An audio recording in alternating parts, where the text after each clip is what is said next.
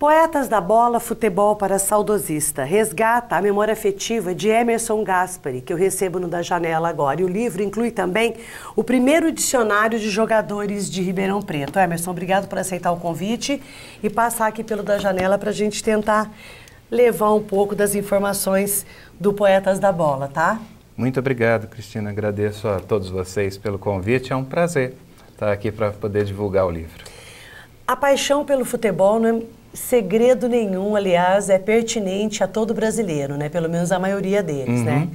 Só que tem alguns que vão a fundo, né? É teu caso. A tua paixão, ela tá descrita aqui no livro, que você traz aí desde os primeiros sinais de vida em que você tem contato com o futebol. Vamos explicar por que você resolveu se debruçar e produzir esse livro, Emerson? Bom, Cristina, a grande verdade é que desde que eu era bebê, eu já acompanhava, eu sou lá de Jundiaí, e eu já acompanhava o time do Paulista nas partidas, ou quando o Paulista se sagrou campeão da segunda divisão invicto, e os meus pais, eu com 7 meses, me levaram na caravana que recepcionou os jogadores. Então, esse afeto, essa relação sempre foi muito estreita, né? Nós estamos falando de 1968. Isso, 68, o ano que não acabou. O ano que eu nasci, que o Paulista conseguiu esse feito que até hoje é inédito. Subir para a primeira divisão invicto. E Alfredinho Sampaio, inclusive, é quem era o técnico do Paulista. Ele que é uma figura lendária aqui em Ribeirão Preto. O Bruxo. O Bruxo, isso mesmo. E aí eu tive essa experiência de, quando criança, tá indo sempre ao estádio, tá entrando no gramado, ser um apaixonado mirim. O meu pai era absolutamente fanático por futebol e acabou me transmitindo esse que eu chamo de vírus futebolísticos, né? Que muitos pais transmitem para os filhos, né? Sim, Tudo sim. bem que às vezes o filho troca de camisa depois, muda de time, né? Mas agora aqui no comecinho, só para nortear bem essa nossa conversa, você está colocando na apresentação do livro. Eu sempre amei o futebol. O fato dele ter nascido oficialmente no Brasil, num 14 de abril em São Paulo, e eu num 15 de abril em Jundiaí, não pode ser mero acaso. Na verdade, desde o início, sempre estivemos muito próximos um do outro. Né? Essa história dessa relação da data. Será que é isso mesmo ou a gente que começa a buscar as coincidências porque ama demais? Eu vim buscando as coincidências porque, obviamente, o futebol foi introduzido no Brasil muito antes de eu nascer, né? Em 1895, o Charles Miller trouxe e aí se realizou a primeira partida de futebol aqui no país. Agora, lógico que quando eu tomei conhecimento da data, eu ainda era criança, eu achava isso... A gente muito... começa, né, a trazer os fatos, né? Claro, claro. As coincidências. E aí, depois de 68, você colocou aqui, ó, lembro-me de visitar o gramado do Jaime Sintra quando tinha 4 aninhos. Isso. Quer dizer, você trilhou mesmo, né? Teu pai era um apaixonado e te levou para esse caminho. Ele que te introduziu nessa área, essa caminhada. Sim, isso mesmo.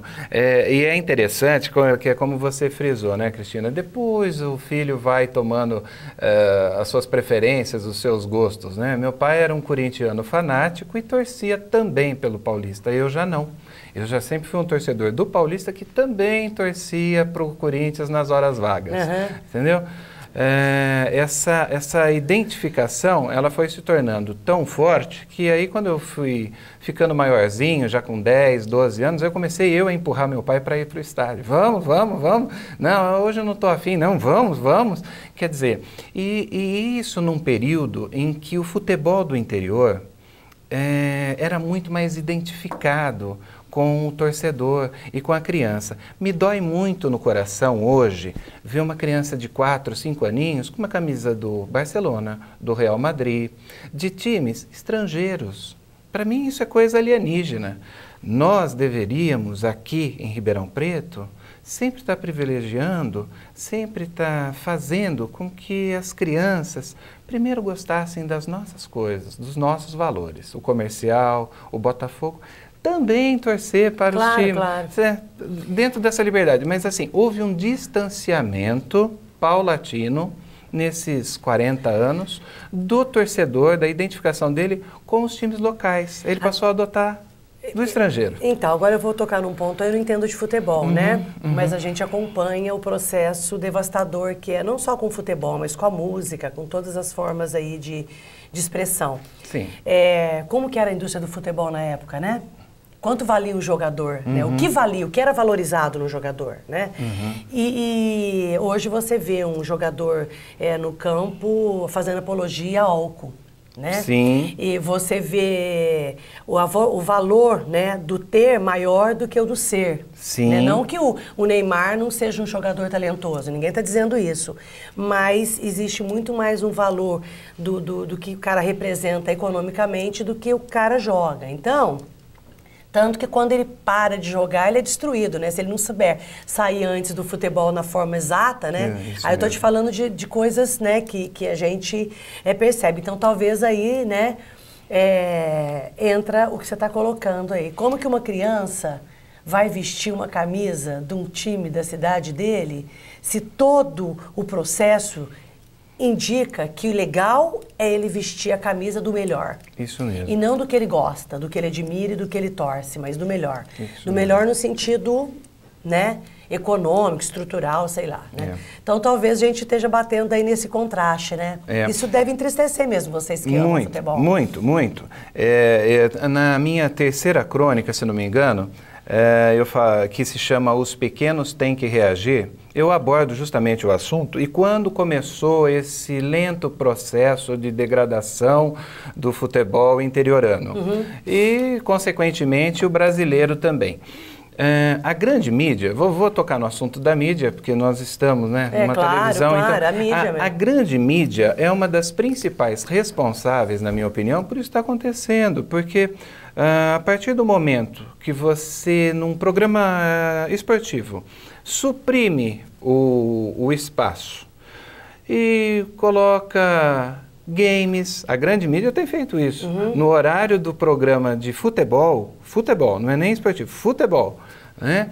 Ela coloca videogames, ela coloca assim bobagens que caberiam nos programas para que abordam esse assunto e não dão espaço para o futebol do interior. Então, nós sabemos quanto vale um segundo numa televisão, num veículo. Exatamente. A partir do momento que você não tem imagem divulgada, você não tem marketing. Você não tem marketing, você não tem dinheiro. Você não tem dinheiro, não tem estrutura, não tem clube. Exatamente. Não tem divulgação da sua marca. Exatamente. E vai perdendo identificação, cada vez mais. E eu acredito que o saudosismo, né, essa valorização, ela tem que ficar mesmo para a teoria, né? Acaba ficando. Então, assim, de repente, teu livro, o valor do teu livro está justamente nesse resgate, né? De trazer o sentimento, né, saudosista do esporte, né?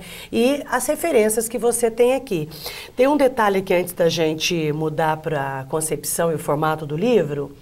Você está dizendo aqui que aos 9 anos... Você já era craque de futebol de botão, porque você não joga futebol. Deus não me concedeu o dom. Mas você joga, você brinca, sim, claro. Sim. Você queria ser você queria ter o talento, é isso que você quis dizer aqui? Sim, na verdade, o meu pai queria muito que eu fosse treinar de goleiro no Paulista. E eu achei melhor não, porque eu jogava vôlei muito bem e no gol realmente jogava bem. Mas eu já estava começando a despontar para outro tipo de atividade. Que Deus me deu o dom de jogar, mas sim de saber acompanhar, de saber analisar. Quando eu assisto uma partida, eu estou assistindo peças se movimentando. Entendi. Então eu vou comentando, quem está comigo fala, olha lá, estão no 3-5-2 e estão levando a bola nas costas. Daqui a pouco você já sabe o que vai acontecer, né? O rapaz vai no fundo, vai cruzar e acaba acontecendo. Então o pessoal fala, mas é bola de cristal. Não, é porque você enxerga isso. A técnica, né? A estratégia. Lógico. Eu também acho que não tem jeito de fazer um acerto, de saber para onde a bola vai. Mas enfim, eu sei que tem, né? Você pode presumir, né? Claro. Presumir. Agora, você também tem o talento de imitar os locutores? Que história é essa? Quando eu era criança... Bom, então aí é bom que se diga o seguinte, o meu livro ele é escrito sobre a ótica da emoção. Então eu procuro um tom mais comovente quando necessário, emprestar essa emoção que o livro te dá a oportunidade, mas justamente para resgatar um período em que as pessoas tinham mais sentimento, na minha opinião. Isso foi... As pessoas começaram a colocar um computador no lugar do coração. E nós estamos vendo essa sociedade egoísta, essa sociedade pouco fraterna, vamos assim dizer, que é bem diferente daquela época. E o rádio era um elemento muito romântico, o rádio era um elemento... Você tinha... As radionovelas faziam pouco tempo que haviam saído do rádio, mas você tinha programas de identificação do público em larga escala. Você não tinha internet, tinha só a televisão, e a televisão ainda, principalmente a brasileira, estava aprendendo ainda o formato a se fabricar. Ela já estava ficando colorida, mas ela ainda tinha que evoluir muito.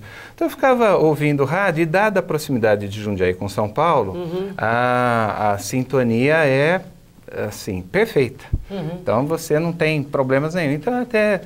As rádios em Jundiaí não prosperavam muito em função dessa concorrência até desleal que as rádios de São Paulo exerciam. Da transmissão de São Paulo. Eu ficava ouvindo os locutores na época e brincando de imitar, entendeu? Mas não era só locutor de futebol. Não.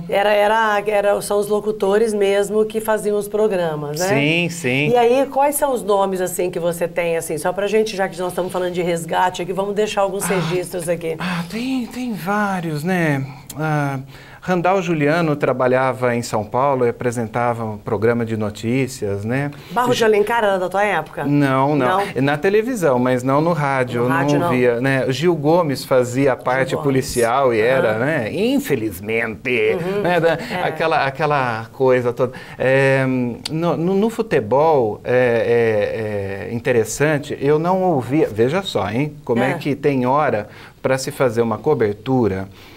Sem palhaçada, sem que ela seja rasa, carente de informações. Existe a hora para o humor.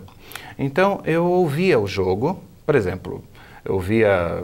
Na Rádio Globo era o Osmar Santos quem estava fazendo, né? O Milton Neves trabalhava com ele.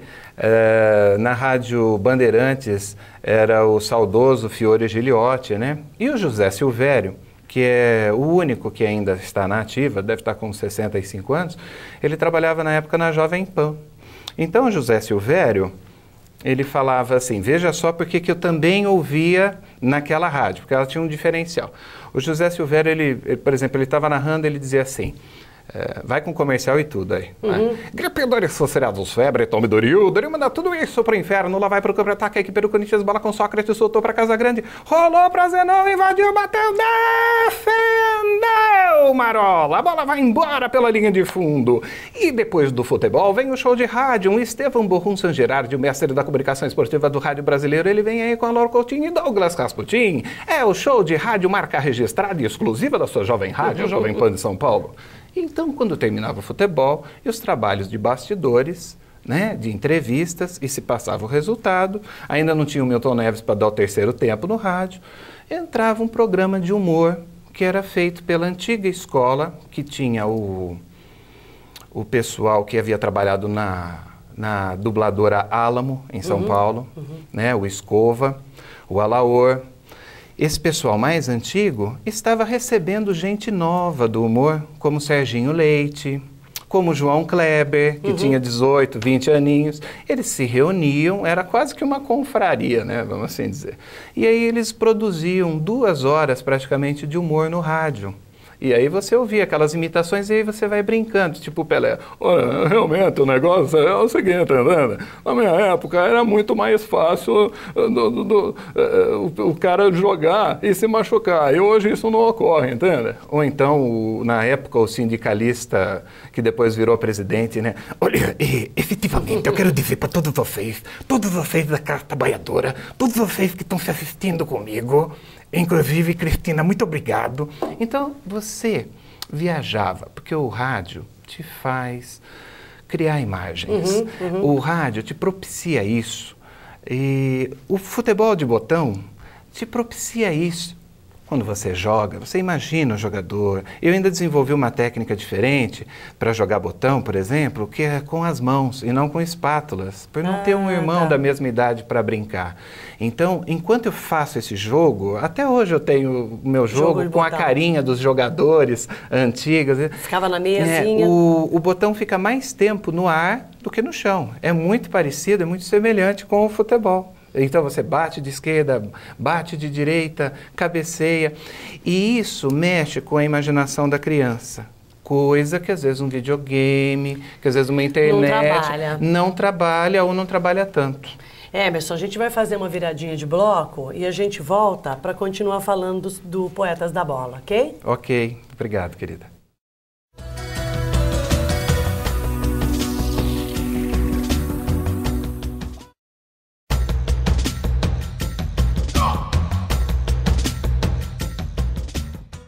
Ô Emerson, essa foto aqui você me disse que foi você que fez. Eu já, na hora que eu olhei, eu falei, gente, será que alguém tirou uma foto quando ele era criança, né?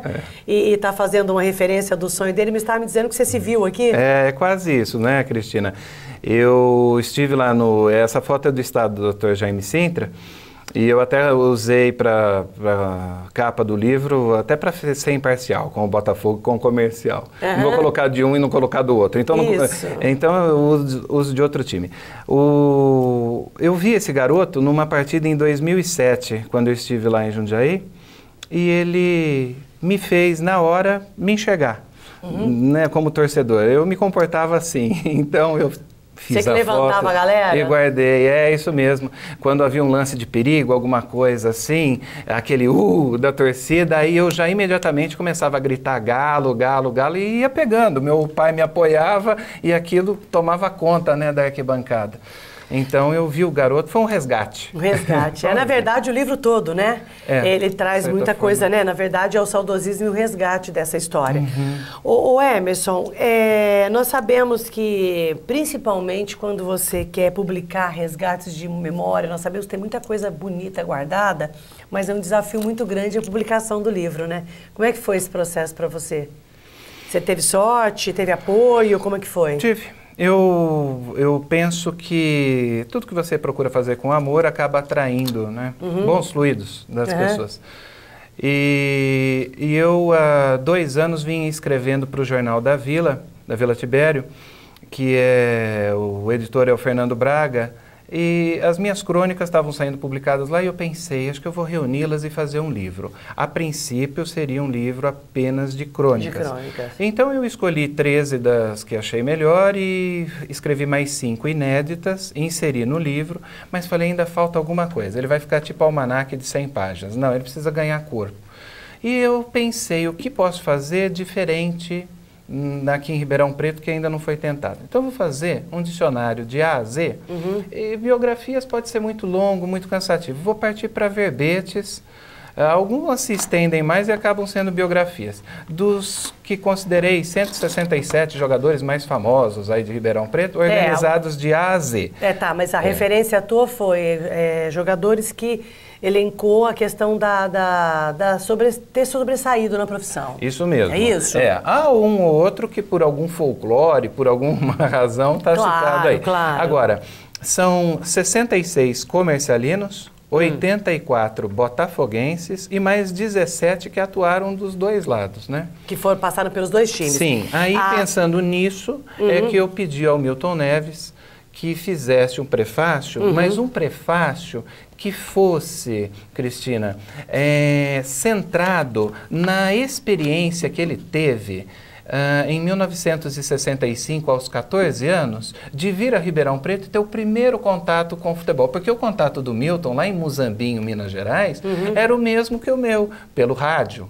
E aí ele teve pela primeira vez a oportunidade, num sacrifício terrível por uma tia-mãe que criou ele, de ele vir a Ribeirão Preto. Ela teve que fazer um empréstimo no banco, gente, para que ele pudesse vir a Ribeirão Preto ver Pelé atuar. O Santos veio jogar contra o Comercial. E aí ele veio, teve essa experiência, e eu pedi para que ele a contasse, porque achei que ia ser extremamente salutar, assim, né? O livro seria bem apropriado. Então ele fala dessa ligação. Ribeirão Preto dele com o futebol, Ribeirão Preto foi a janela em que o Milton tomou conhecimento de que aqueles heróis que pelo rádio ele ouvia existiam de carne e osso, estavam assim personificados, né? Personalizados. E de certa forma tem uma aproximação com a história de vocês, né? Que você também veio para cá e a relação do futebol. Vocês se conheceram aqui?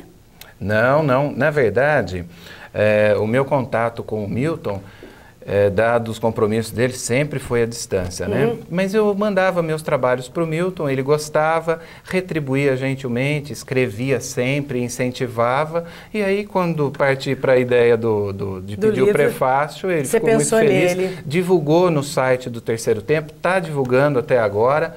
Então, é uma pessoa que assim, só tem a fazer agradecimentos, porque o Milton é um dos poucos jornalistas, Cristina, que puxam pelo futebol do interior.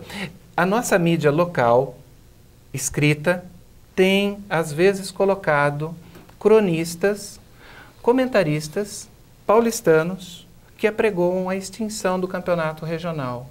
O fim dos times do interior, assim, alijando os times do interior. O Milton é justamente o contrário. O Milton é o cara que levanta a bandeira e fala da importância dos times futebol. Do interior, que põe no peito, assim como eu, os pins, né? Os escudos do time times. E os homenageia. E lembra deles num centenário, numa inauguração de estádio ou em algum fato do passado. Isso é relevante, né? Claro, claro. Eu estou vendo aqui que uma das crônicas que inspirou o título do livro, né? Poetas da Bola, os especialistas. Essa crônica você já tinha, você fez ela, estava entre as 3 ou você fez depois? A Poetas da Bola, na verdade, é uma crônica que ela se subdividiu em 3. Ela está mais lá no início do livro. Os especialistas é uma delas. É uma que eu escrevi posteriormente para completar no livro. A ideia Poetas da Bola, parte 3. Isso mesmo, 2 e 1. O que seriam? Aí são gols, lances, registros de partidas, maravilhosas, de atuações sensacionais que grandes jogadores produziram no passado e que a cauda do tempo vai varrendo para debaixo do tapete. Então, quando nós reclamamos muito a respeito dos programas de futebol, nós sempre alertamos para o fato de que não está havendo um futebol de arquivo, está se perdendo uma memória. É uma deficiência do brasileiro. Não poderia deixar de ser, infelizmente, com o futebol. Você vê que se pela memória, pela história do país pouco se faz.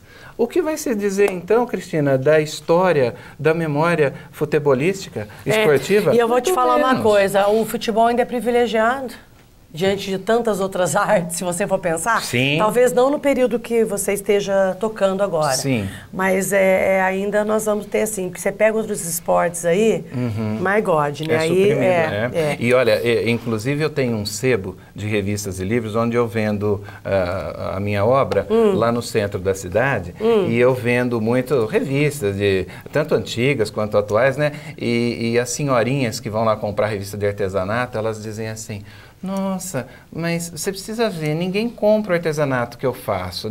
Eu falo assim, minha querida, um país que não valoriza a arte, vai valorizar o artesanato? Não, é complicado, né? Mesmo um livro, mesmo algo para... principalmente os mais jovens fogem de uma maneira geral disso. Agora, Emerson, eu também sou muito saudosista, tá? Eu sempre bato nessa tecla da desvalorização do que nós somos, essencialmente. Mas, assim, o que a gente percebe hoje não é Brasil só não, né? Eu acho que nós, assim, existem países que têm, talvez, uma referência maior, uma valorização maior. Eu acho que a própria Argentina tem uma relação do povo dela mais participativa, vamos dizer assim, com o país do que o brasileiro. Sim.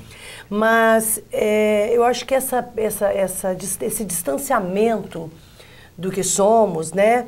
Eu acho que é do planeta, assim. Nós estamos, né? Eu acho que existe uma atitude nesse sentido geral, assim. Porque a gente vê muitas coisas também em outros países, né? Agora, que bom que tem pessoas como você que tenta resgatar, cada um fazendo uma partezinha, né? A gente ainda tem como abrigar no coração a memória afetiva, tudo que a gente não pode se perder. Eu, pelo menos, recorro à memória afetiva constantemente para poder entender porque que esse processo está tão devastador e para poder enfrentá-lo de forma mais tranquila, né? Eu estou vendo aqui A bibliografia. Você buscou aqui, como é que você fez? Você teve história oral aí também, né? Você deve ter conversado ou não. Sim. Como que foi assim? Vamos assim por partes. Na minha casa tem uma mini biblioteca esportiva. Então, tudo praticamente eu recorro a ela. Então, tem vários jornais antigos, livros, revistas raras. Bom, o acervo não é pequeno, gente. E deu para eu até Mas você está falando de futebol ou está falando de forma geral? No futebol, para poder estar fazendo o livro, legal. né? Até cards, que hoje já não se faz mais aqui no Brasil, mas se fazia na década de 70, eu fui atrás para poder levantar biografia, dados. Eu complementei depois, entrando em contato com diversos jogadores. E aí o mais recompensante, sabe o que é? Que, Cristina, no dia que eu lancei o livro, no final de fevereiro, os craques estiveram lá, vários deles do passado. Me deram essa... E vários se tornaram meus amigos. O Tomires, por exemplo, que é o goleiro que pôs o Leão na reserva aqui no comercial, ele vai lá toda semana. O Ferreira, que foi chuteira de ouro nos anos 60, aqui, o único lateral direito que conseguiu ganhar esse prêmio em Ribeirão Preto, ele aparece lá, sabe? Vários jogadores, eu não perdi contato. Olha, e isso é muito bacana, porque eu penso num Poetas da Bola 2, e isso aí eu já consegui alinhavar uma ideia diferente do dicionário para estar podendo executar com eles num segundo livro. Porque quem merece ser homenageado, destacado, não é o Emerson Gaspari. São esses jogadores, são esses artistas da bola, são esses poetas que escreveram com os pés poesia nos gramados e que hoje precisam ser relembrados porque os mais jovens não conhecem, cruzam na rua, não vê. Isso é muito triste. Não vê, mas não sabe quem são. E muitas vezes eu escuto perguntas imbecis do tipo, mas será que eles iam jogar no futebol de hoje? Que tem que correr mais e é mais competitivo? É outra história, Eu já pego e só coloco o seguinte, falo, olha, pense numa coisa. Será que esses de hoje conseguiriam jogar como os de antigamente? Porque os de antigamente poderiam se preparar fisicamente e fazer tudo o que faziam em campo. Eu penso, Cristina, só um adendo, que os jogadores de antigamente mereceriam ganhar o que ganham os de hoje. E os de hoje teriam que se contentar com o salário dos de antigamente, pelo que produziam como espetáculo. Porque se nós tivéssemos o marketing que temos hoje, naquela época, para promover o espetáculo, o futebol ele vai deixando de ser só esporte e vai se tornando show business. E é isso que estraga um pouco a disputa futebolística. O legal seria se nós pudéssemos promover o equilíbrio, né? Também, porque também ganhar tanto que se ganha hoje, né? E jogar... Né? Então, a gente precisava de um equilíbrio, aliás, um equilíbrio em tudo. Só para eu entender, claro, Raiz, Sócrates, Elementar, né? E outros nomes. A partir de quando que você pegou e elencou você me falou que são 167 craques? A partir de quando? Teve uma data que você elencou em ordem alfabética? Aqueles que tiveram uma visibilidade na área. Isso mesmo. Você teve um período ou foi durante todo... Toda a extensão. Você tem jogadores aí, como o Nicolau Achê, que jogava nos primórdios aí do futebol ribeirão pretano. Você tem aí o Santinho, que jogava, isso assim, eu estou te falando assim, em 1917, em 1920 e tanto, entendeu? Porque eu fiz por uma questão assim que eu julguei de capacitação técnica, né? Ainda, olha, só para você ter uma ideia, vou citar um exemplo para você. Por que memória é fundamental? No domingo de Páscoa, o Comercial ganhou de 7-0 do Juventus aqui no Palma Travassos. Na segunda-feira, saiu no jornal, o colunista disse claramente que aquela era a 4ª maior goleada do Comercial na história. Tinha 8-1, tinha outros resultados assim, um pouquinho maiores, né? Mas ele desprezou o resultado de 8-3 de 1917, que o Comercial ganhou de 20-0 do Taquaritinga. Ou talvez não tivesse conhecimento. E o Santinho marcou 10 gols e é um dos 3 únicos homens que conseguiu fazer 10 gols numa partida. Nem Pelé fez 10 gols num único jogo. Então, não que as pessoas não sejam passíveis de erros, mas nós temos, dentro da medida do possível, que lutar pela perpetuação do memória. nosso passado, da nossa memória, para nós mesmos como pessoas. Eu tenho na mesa de trabalho minha, no meu sebo, uma foto de quando eu era criança. Eu estou sentado no chão com um Forte Apache na minha frente e eu deixo aquela foto lá, Cristina, para me fazer a seguinte interrogação todos os dias. Eu olho para a foto e penso nisso. Aonde foi que eu me perdi de mim mesmo?